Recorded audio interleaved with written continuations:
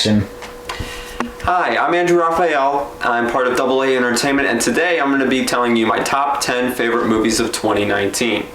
Now, number 1 is Avengers Endgame. Now, the reason why I go with Endgame, yes, it's one of the biggest blockbusters of the year and the most highest grossing movie ever made, but the reason why I put this on my list is because it was basically the end point for the 10 years of what Disney had started back in 2008. With its characters, its compelling story, its compelling emotions, its great cinematography, and the action is amazing too. And the heart really gets you gripping. And it really does leave a legacy too, because, all over the internet you see memes nowadays and how much some of the decisions that were made in Endgame kind of affect how things are portrayed. Now, number 2 is SpiderMan Far From Home. Again, this is another blockbuster, but the reason why I put this is because Far From Home, it really does deliver the same kind of, it carries on that emotion that was brought from Endgame. It continues how the world is feeling even after Tony Stark's death. One of which ways you see Peter Parker's perspective, but it really does have heart, emotion, even suspense, especially when you had all the Mysterio stuff and how he played tricks on his mind and everything, almost meddling with some of the decisions he made in Endgame, with what Peter Parker made in Endgame. So it really does deliver. It still continues on the story in the Marvel Cinematic Universe with Far From Home. Now, for number 3 is John Wick Chapter 3 Parabellum. Now, what's very interesting about this one is it's not like the typical type of action genre that people are used to nowadays.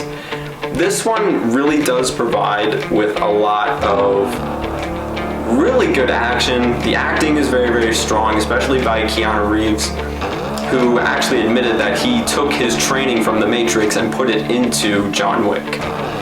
But what makes John Wick Chapter 3 so out there is, again, it's not like any other blockbuster we've ever seen. The fights are so amazing. The emotion that he carries with him, because he's not a typical hitman, he really does have heart.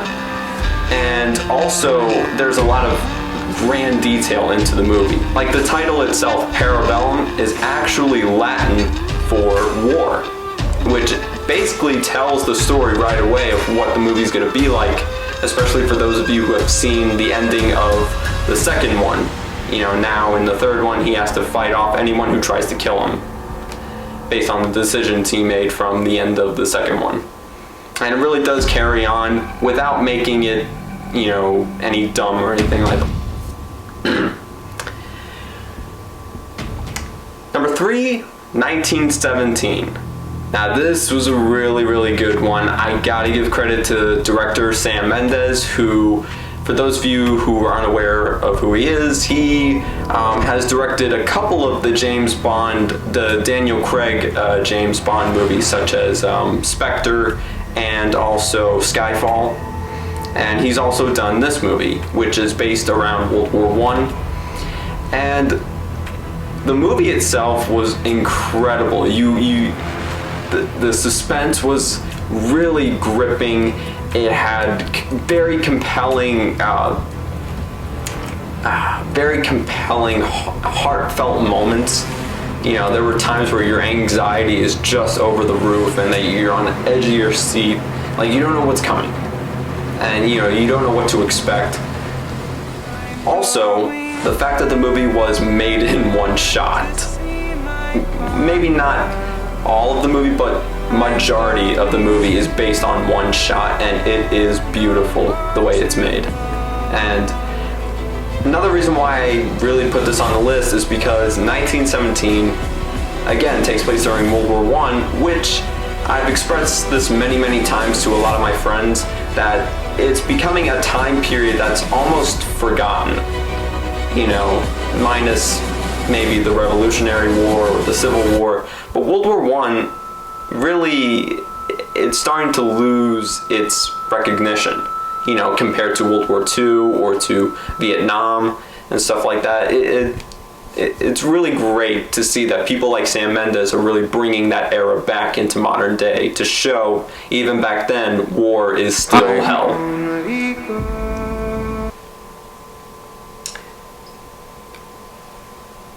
Number 4 is Martin Scorsese's The Irishman. Now, given that this is a Netflix movie, it's not really a theatrical type of movie, but it's still a Martin Scorsese movie. What makes this really good is it still carries on that Italian-Irish mafia crime story that everybody, including myself, really know how much Martin Scorsese really brings to that. And the acting is very, very good. The cinematography is amazing, as always, in a Martin Scorsese movie. And it just really, again, all of his work and effort that Scorsese has put in all into his other movies reminds us of you pretty much can do anything when it comes to filmmaking. You can pretty much go with your own set of style, you know, regardless of what other people say about how things should be done nowadays. You know, Martin Scorsese, he really does bring that same aspect that he has brought from his other movies into this one.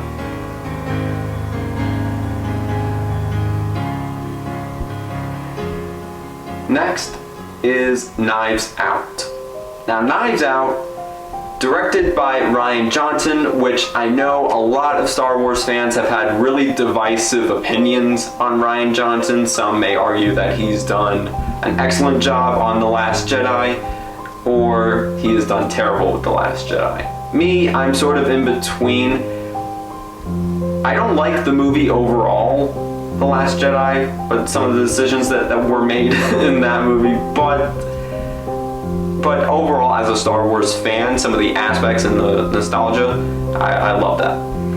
But what Rian Johnson did with Knives Out is he really does, you know, you can see the amount of passion and the amount of really trying to think of the word, really the direction that you see that he is trying to bring into the story. You can tell that he knows what he wants, you know, when it comes to some of the decision making in the movie. Now, Knives Out, it's not, again, just like John Wick, with how not being the typical blockbuster, but how Knives Out is not the typical murder story either. You know, there are a lot of unpredictable twists, which I like, even making fun of other murder mysteries, which again, you know, really well done. And the writing and the acting is really, really good, especially by an ensemble cast. Next up is Taika Waititi's Jojo Rabbit.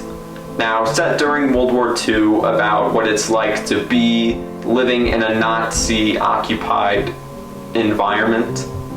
It really does show how completely ridiculous and very harsh Hitler's ideals were about how the world should be made when it comes to the way people should live, what people should look like, or what they should eat, where they should live, you know. Especially, it gives a lot of people really even more knowledge of what Germans were like during this time period, and especially how it really shows how ridiculous Hitler's ways were, and why you can see why the Germans lost the war, because of their pathetic ideology. The humor is amazing, the writing is excellent, the acting is really well done, and Taika Waititi, he really delivers, especially as his ridiculous performance as Adolf Hitler.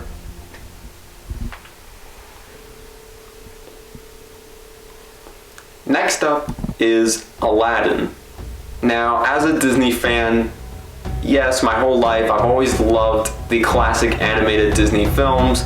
You know, you really see the amount of effort and a lot of heart that Disney always brings when it comes to their lighthearted movies. my whole life, I've always grown up in that environment. And with this version, even though it's a remake of the 1992 animated movie, this version of Aladdin, it really does show how much that sort of mindset or environment really still has an impact to a lot of Disney fans today, especially in a really harsh world or harsh society that we live in now. It really does show a lot of lightheartedness, especially through the singing and the hardship environment that the characters go through. And I thought that was amazing, especially the dancing, especially the cinematography. That was great. I was not expecting that. And the songs were really well sung out. And I really, really enjoyed it. It was a feel-good type of movie. And I left the theater really happy, really just giving me some joy.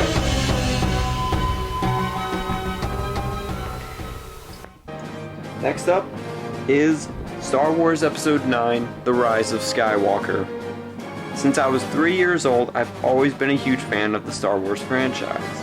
What is so significant about The Rise of Skywalker and why it's on this list is because it's the final installment of the 9-part Skywalker saga. Now, given in mind that not everyone enjoyed it, and I will admit it's not the best movie in the franchise, but it wasn't the worst one either. But as a Star Wars fan, I loved the movie overall. It fixed a lot of the problems that I had with The Last Jedi. I won't get into details on what those problems were, but it's true. The story was good, still could have been longer to fill in its plot holes, but was still a good concept. The cinematography was excellent, as always in a J.J. Abrams movie. The acting was strong, mind-blowing special effects, beautiful music, very beautiful, loaded with fan service, and brought a poetic end to the intergalactic conflict that originated in 1977, wrapping it neatly with a bow and tie. And last but not least, again, this is another Disney movie that is a remake of another animated classic, but The Lion King. Now, once again, in that environment, growing up as a Disney fan, really having that great lightheartedness and humor to it. The CGI was amazing, especially with the realism of how the characters look. You can almost feel like, it almost makes you wonder, did they shoot this with real life animals or is this fake? Like, you really can't tell because of how much detail is layered into the expressions of the character, and a lot of the mannerisms that they go through in the environments that they pan out. And the voice actors are great, as always in a Disney movie. And the songs are still the same, they're still the original, and the only difference is that it's basically up to date.